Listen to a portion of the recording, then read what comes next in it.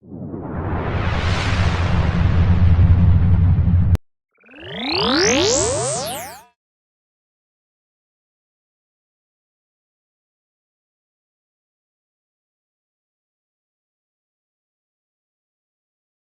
me go ahead and just kind of give the perspective about kind of uh, psychology, because obviously before psychology was an actual field starting in about 1876, human beings have been asking questions about the human mind for eons, I would almost say. And one thing I do want to express at this point, while we'll be looking at some Western characters, there is evidence that across cultures and across groups of people, uh, we all have been asking these questions. So this, while we're going to use some Western characters to kind of put it on, because after all, psychology came out of the Western framework, which we will try to dismantle during this semester, um, and add the richer world of our cultures and the worldviews and add context to it. It is really important to state that not it wasn't just the Greeks and the Romans and the Renaissance philosophers of the Western world that have been asking these questions. These have been asked across human cultures and human locations. And we'll give one example of that when we get to the end, when we look at one, and I'm going to emphasize that one, Tana Otham philosophy, because there are several, as I'll note when we get to there. But as this suggests, is we started off with philosophy. And as we saw modern science really start to answer really tough questions, really getting into things like chemistry and philosophy and all of those types of things. So, when philosophers specifically, started seeing that while science methods can be used to investigate all these other complex worldly things, it started to give the idea that maybe we can do the same thing with us. Because after all, that's what psychology is a study of you and everyone else in this classroom. But again, there are some common worldly uh, questions that were in what that we see across cultures again. And the first one, as we noted earlier this week, is what is known as the nature nurture problem. So, to give some historical context on this, Aristotle and Plato were students of Socrates. And near Socrates' end of his life, well, let me go back. Socrates, if you're going into law or something like that, or going into even things like treatment, or if you're interested in forensic, he gave us that Socratic method. Okay. And in law school, if you go to law school, this is really what they train you on through the majority of your legal training, is that they basically pose a question, Socrates would, and they would talk back and forth until they reached an ultimate truth. So Socrates really wanted to narrow things down to what is a universal truth when all other arguments have been exhausted. Okay. So he became very popular in the Greek world as a leading educator and the like.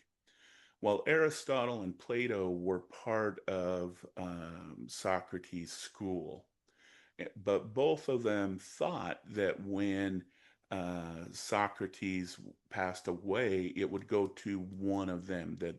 Aristotle said it's going to be my school. Plato said it was going to be his school. But in the end, the school went to Plato. Okay. And given that lineage, that's really going to influence Plato's thoughts about the nature of human beings. Okay. Well, you could probably guess Aristotle was pretty upset at the time and he was disillusioned. Um, and so he left the school, did some wandering, but he always had a curious mind.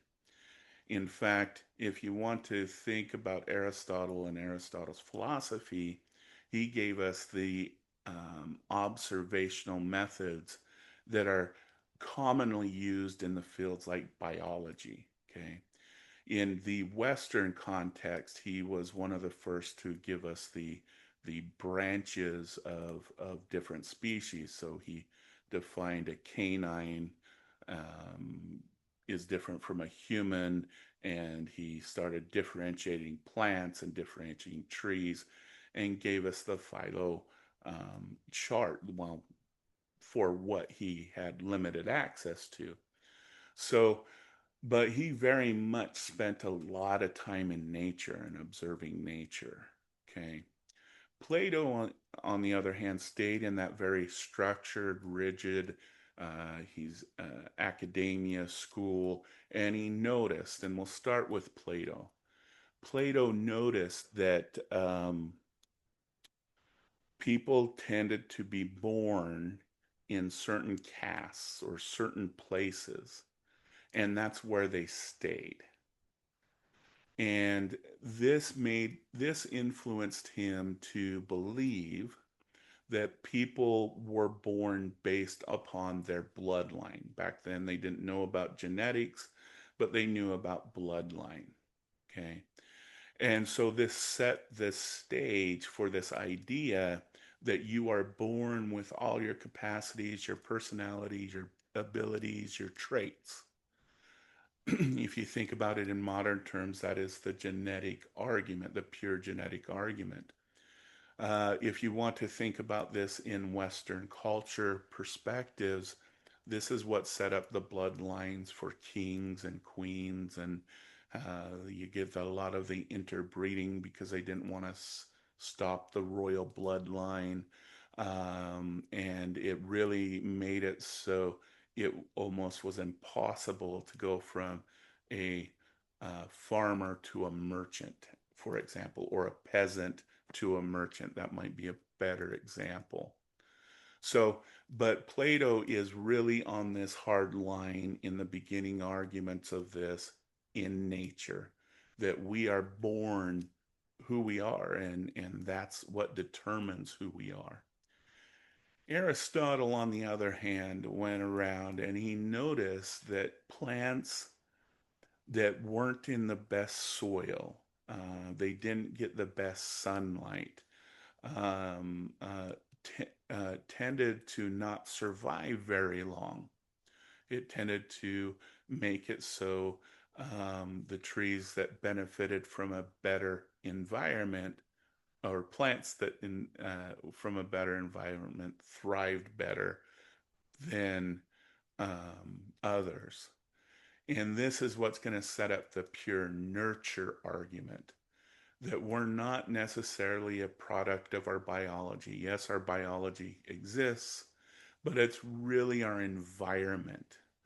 In modern terms, this is the belief, if you have a hardened belief in, for example, the education system is responsible for how children are raised and exist in the world, or you're one of those individuals that really believe that parents have a significant, very significant influence on their children and their upbringing. That is a nurture perspective. Okay. And as you can guess, this has been, still is argued very much in the field of education, or if you look at other factions or places, the nature one takes um, the the cake, as you would say. So this brings us up to modern psychology because we want to be able to measure kind of what we can see. We can see behavior, people behaving in their world and people behaving in their environment. And from this perspective, it is more of a genetic argument in contemporary psychology, geneticists, biological psychology, and biology. How much is determined by um, environment versus uh, genetics, if you want to put it in those terms. So, in psychology, one of the ways that is very popular in studying how much is due to genetics versus how much is due to environment is using mo identical twin studies. Basically, taking identical twins that were separated at birth and were raised in different environments. And the argument is that because they were raised in different environments, their similarities must be due to genetics. Okay. And there's some caveats that we should talk about this here in just a minute. Probably one of the most famous studies to really look at this is different personality traits like consciousness, extroversion and introversion, openness and closeness, and all of those different type of traits of personality.